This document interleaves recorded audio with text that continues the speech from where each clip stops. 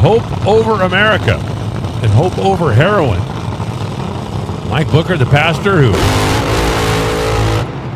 counsels young people, tries to get them involved with, find something, develop a passion, chase it, and like it took him a second to get it in reverse, but they've got it rolling backwards right now.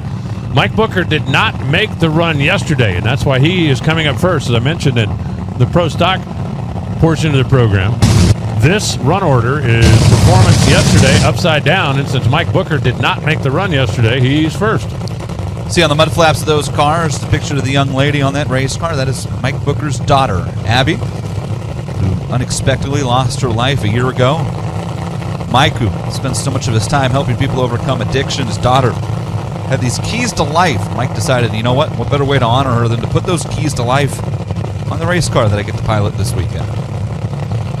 Great to have Mike back in a car. He doesn't get an opportunity to do this very often, so when he does, he certainly intends to make the most of it. Steve Torrence, the Capco boys, smoked the tires last night, rattled and shut off, so he's well down at the bottom. If you want to be the man, you're going to have to outrun Doug Coletta. Whoa, man, that thing was dancing. 372, 328 miles an hour for Steve Torrence. That's going to move him up in the field, but that thing was really moving around down there. Mike Bucher hit the gas. It looked like it had at least one cylinder out fairly early. Shut it off out there about 100 feet or so, and he kind of just coasted on down, but he had no run of record before that. So that will place Mike Bucher on the qualified sheet for right now. Torrence just moved up to the number 8 spot, but that's something the Capco boys can work with. No question about it. Good run for Steve Torrence in that team.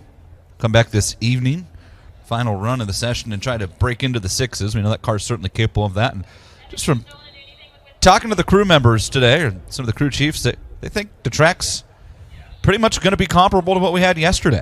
Yeah, I think you're right. The track temperature is pretty close to what it was yesterday. The cloud cover is certainly helping with that. Doug Coletta, Brittany Force, Justin Ashley, the cool kids last night that ran in the 360s, and then Tony Schumacher at 3.700. And they are the quick 4 in the field right now.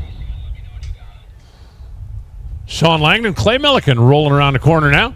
They're going to be up next. Let's see some flashing lights down there on the end of the racetrack. So it'll be a moment before we fire the next pair.